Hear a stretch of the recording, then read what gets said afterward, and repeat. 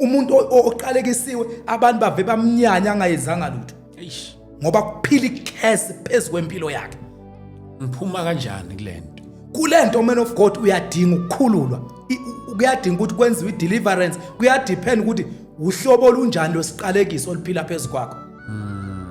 Uma kuukuthi wena okay isiqaliso sakusime kanje uxabene nabantu bakhulumizwe akuyohlalwa phansi ukubuyisane nalabo bantu.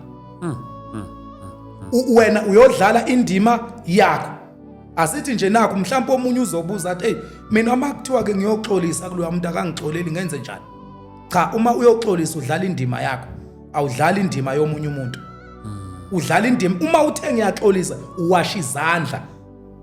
Uma athi akakuxoleli sokwakhe lokho. Uyayibo yingakho uma ukholwa kahle umzalwane isiqalekisa sihlale kuwe. Ngoba umuntu makuqalekisa nomuntu ongakholwa makuqalekisa aphosa isiqalekiso noma izwi elisiqalekisa empilweni yakho isiqalekiso sithi uma siza kwesishintshe endleleni sibe sibusiso.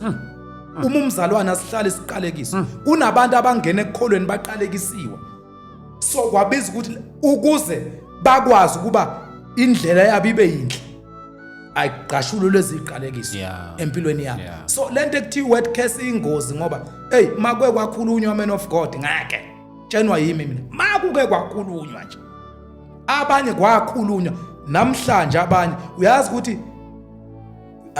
abathakathi bahlukene baba. Uyingozi umuntu othakatha ngomlomo nangenhliziyo. Ungcono umuntu othakatha ngomuthi. Okay. Uyingozi umuntu othakatha ngenhliziyo nangomlomo ngoba lithi iBhayibheli la olimini la ulimi luyingozi luncane luyisithe esincane kodwa yayi. Okusho ukuthi yingakho ulimi lu dangerous. Isitho esincane esicashile kodwa mawuke wakhuluma kuyenzekile. Ingakho akathi obhala kahle ukufa nokuphila kusemandleni ulimi nabalithanda bakudla izithelo zakhe. So ngifuna ukusho ukuthi mina lento ye word curse isiqalekiso esikhulunywayo phezulu komuntu aphila umuntu aphile ahambe aneqalekiso uthola ukuthi omunye uba namabhadi omunye uba nani uyayibona le nto le isiqalekiso esiphila ku phezulu kwakho. Masingena kulesi sesithathu.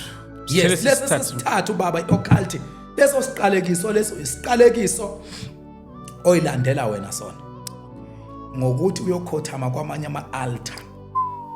Hayi ke angike ngikhulume ke lesi ngesibindi kuso ngoba lesi sithinta uSathane eqobo lwakhe.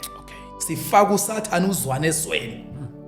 Leso siqalekiso isiqalekiso silande enyangeni baba